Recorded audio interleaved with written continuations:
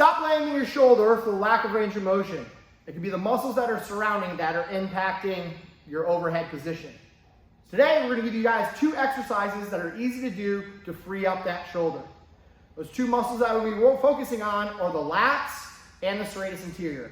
So let's just understand where they are on the body, and then we can get into those exercises.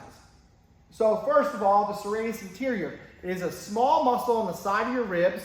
So if you watch fitness competitions and people take their shirts off and lift their hands up overhead, you see those little wings? That's the serratus anterior. It is in charge of taking that arm from 120 degrees out to the side, up over your head. That's the serratus anterior. Now, it's not a cool show muscle, so we don't focus on it a lot. The other one that could be attributing to your lack of overhead position in the shoulder is the lats.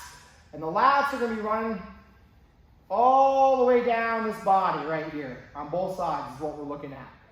And if they are tight or impinged or not working, it's going to restrict your overhead position. And that restriction of overhead position looks like this. Now, if we were to have weight in our hands, it's going to be pulling all on the shoulder. We're going to feel the pain in the shoulder, and then we're going to go, oh, my shoulder is lacking mobility. Wrong.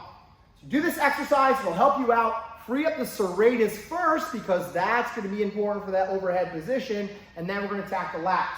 So to do this, all you need is a foam roller. We're going to get kind of down on the knees, and then we're going to start by kind of having the foam roller right by the wrists. We want to focus on setting the hips initially up to take out any tilt that we have the hips. So if we have, go the other way, so if we have a rounding of the back right here, that's an extension. We just want to kind of tuck our belly button up so we get this rounded out and feel this locked in. From there, we're going to push this up and round this out. Nice and round. Good. And round those shoulders onto this side here. It's going to be hard to maintain that, but keep that up. From here, focus on maintaining this long position, and Nadine's going to apply a little pressure in those forearms, and we're going to roll that out the best that we can. What you should be feeling is a lot of pull coming into here, which is going to be the serratus anterior on the lats, and we're getting into a little bit of deltoid and shoulder here. And then we're just going to roll that back. And we're going to continue doing this a couple times. Now, we can add a very important aspect to this to free up more of the lat and more of the lower back too. So she's going to reach out and she's going to find where that tightness is, whether it's in the shoulders, the serratus, or the low back. And when she takes a breath in this position, she's going to try and fill the air into the tight part of her body. Then she's going to exhale, then we're going to bring that back in, roll that back. Good. Now what we can do to kick this up a little bit, we're going to roll that back out, and we're going to add a little bit of a hip twist. So she's going to kind of just rotate the hips while maintaining this position. She might feel a little bit of tension. Let's work the other way, and we're going to hold it right there. So maybe we feel a little tension in here. Guess what? We're going to breathe right into that spot again. Big exhale. And then we're going to try and define new range of motion with that. So we're going to push that hip a little bit further over. Breathe back in. Feel the air, which you're going to feel a good stretch kicking in here. Exhale. Pull that foam roller back in. So in general, what we're looking for is about 2 to 3 sets of 10 reps. If you can get up to 20, even better. This is really good to open up that serratus position. Make sure you check your overhead position first by keeping your thumbs forward. Don't try to force the body to get into that extension. Just go up to where you feel the stopping point. Cool. Roll this out and try it again. All of a sudden your arms are going to be up freer. Try that one exercise. The other exercise is going to be activating a lot of the lats. The lower lat on the lower part of the body right here is forgotten about a lot. We always think about the lat up here, but it comes all the way down. This can get all junky and crusted and not be able to move, and we need to free that up. So what we want to do is grab a set of light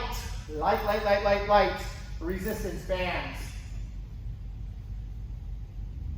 And we're going to start by keeping the arms locked out in the position by our sides, and we're just going to bring them back. And as we bring them straight back, we should be feeling the lower lat engage. We're going to try and kick that lower lat in and feel those muscles working. If we're going too heavy, we're going to build compensation and we're going to feel it all up here. So we're just going to work those in and out in that lower position, 5 to 7 reps. Then we're going to go up by our sides. By our sides, we're going to do this and open this up. And now what we're going to be focusing on is a lot of the rhomboids and focusing on squeezing these shoulders together.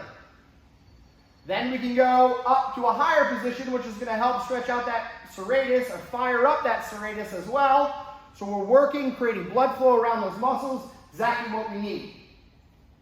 After we do about 5 to 7 reps of those, we can just relax, shake it out, do another set. Another way that we can do this is work our way through a little bit of a wagon wheel. So we're going to start off by just doing 1 rep of each, work our arms all the way up and all the way down. I like to look at it like a clock, so I make kind of 6 ticks on the way up, but you can start off with 3.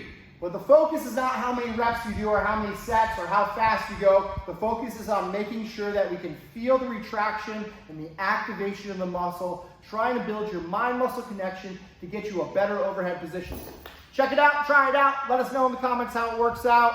Have fun.